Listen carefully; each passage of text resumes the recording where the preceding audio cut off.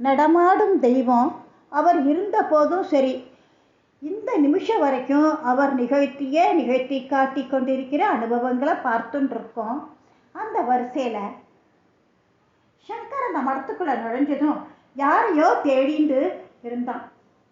ஒரு வயசானவர் அவர்கிட்ட என்ன வேணும் அப்படின்னு கேட்டார். அவர் பார்ப்பதற்கு மிக வயதானவரா, உடல் தளர்ந்து கண்களில் கனிவு உள்ளவரா தெரிஞ்சார் பார்க்கறதுக்கு.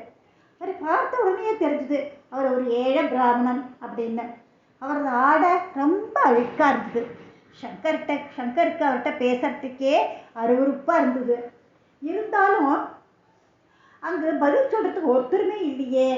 என் அம்மாவுக்கு இரண்ய சார்தம் பண்ணணும், இங்கே யாராவது பிராமணா கிடப்பாளான்னு பார்க்க வந்தேன். ஏன் இரண்ய சார்தம்? ஹோமம் பண்ணி சிராதம் பண்ண வேண்டியது தானே அப்படின்னார் அந்த வயசானவர்.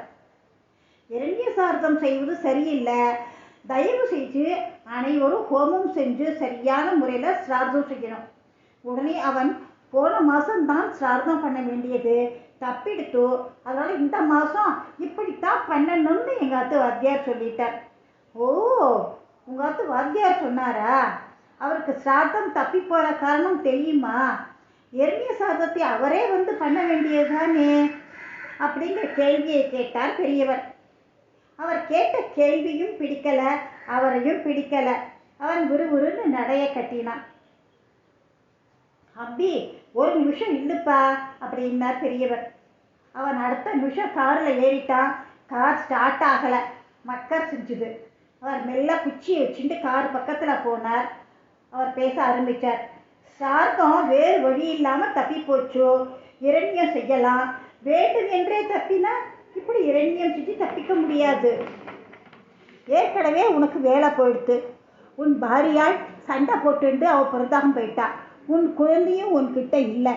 இன்னும் என்னெல்லாம் போகணும்? இந்த நிலையில் நீ இரண்யம் செஞ்சா அவள் உன்னை விவாகரத்தே செஞ்சுடுவா. அதனால் நீ என்ன பண்ணுற? ஹோமம் செஞ்சு சிராதம் பண்ணு அப்படின்னு பெரியவர் சொன்னார். சங்கருக்கு மூச்சு பேச்சு இல்லை. இவர் யார்? அத்தனையும் நேரில் பார்த்த மாதிரியே சொல்கிறாரே. காரை விட்டு கீழே இறங்கி அவர் காலில் விழுந்து மன்னிப்பு கேட்டான். அவர் சிரிச்சுட்டே எழுந்துருப்பா எழுந்துரு என்று அவனை எழுப்பினார். அவர் எழுந்து, எனக்கு இப்படியெல்லாம் ஏன் நடக்கிறது? எனக்கு ஒன்றுமே புரியலையே என்றான்.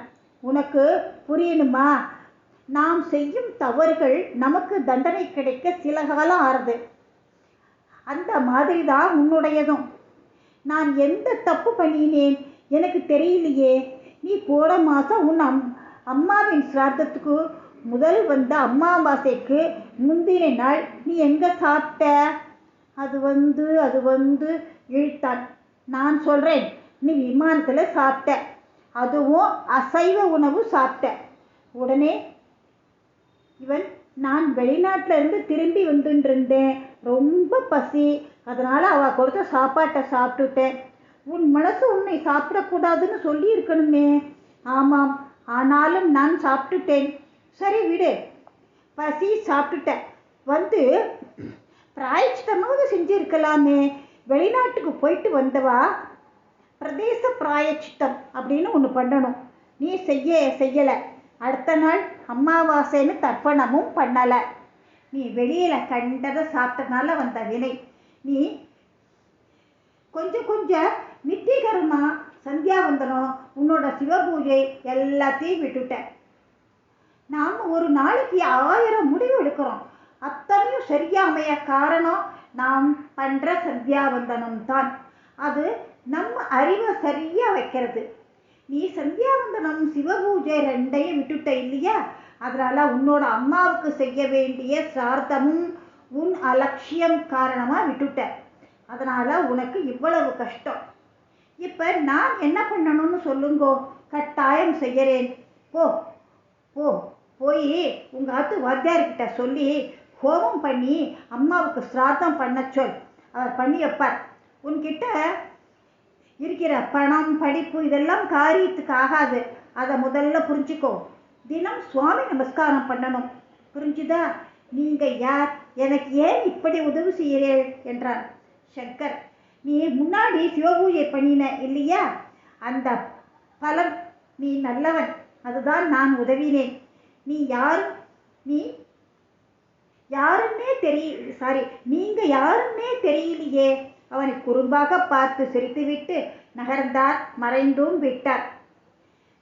நம்மளோட அம்மா அப்பா பித்ருலோகம் போனதுக்கு அப்புறமா அவளுக்கு தேவையான உணவு நீர் இரண்டையும் முறையா அளிக்க தவறினால் அவர்கள் விடும் பெருமூச்சு நம் வம்சத்தை அழித்துவிடும்.